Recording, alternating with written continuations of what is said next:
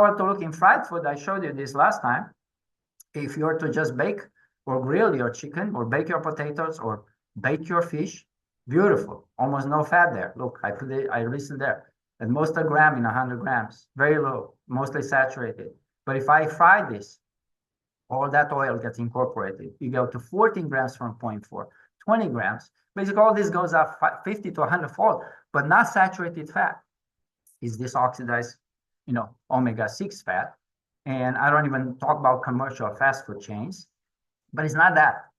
The most concentrate is actually in the chips, in the potato chips, which is 10 times more than that. So few chips, they just did the worst damage you can imagine. But the problem is other compounds, we call acrylamide and aldehydes that accumulate. They're not even accounted for. And what's my problem with aldehydes? Here's my problem with aldehydes. We know now the mechanism of lung cancer, how smoking causes lung cancer. Here's how it causes aldehydes from, the fumes from the omega-6s, they're oxidized into that.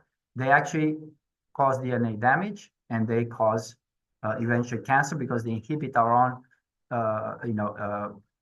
P53s that are supposed to inactivate cancer cells and prevent that.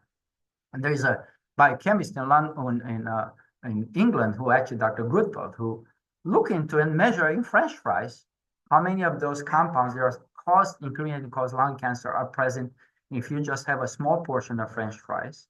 And that's equivalent like you smoke a pack of cigarettes. So when you just had a small portion of French fry, you just had a pack of cigarette equivalent of smoking cigarettes. The same compounds. They're straight into our bloodstream and gut. And if we actually look, the common denominator, all these chemicals that I say they come from ultra-processed food, whether it's fructose, whether it's alcohol, whether it's smoking, and whether it's heated up vegetable oils or shortenings, they all work at the end through the same compound, aldehydes. And aldehydes are self-amplifying free radicals. They change this mitochondrial function and everything else inside the cells.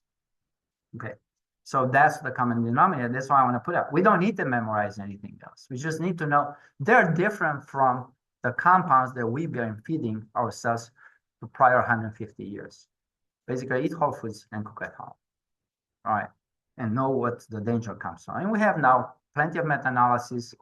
These are 3 different meta-analyses. Dose dependent, the more fried food you eat in a week, the more likely you're going to be sick and develop heart failure, cardiovascular disease, cancers, you name it.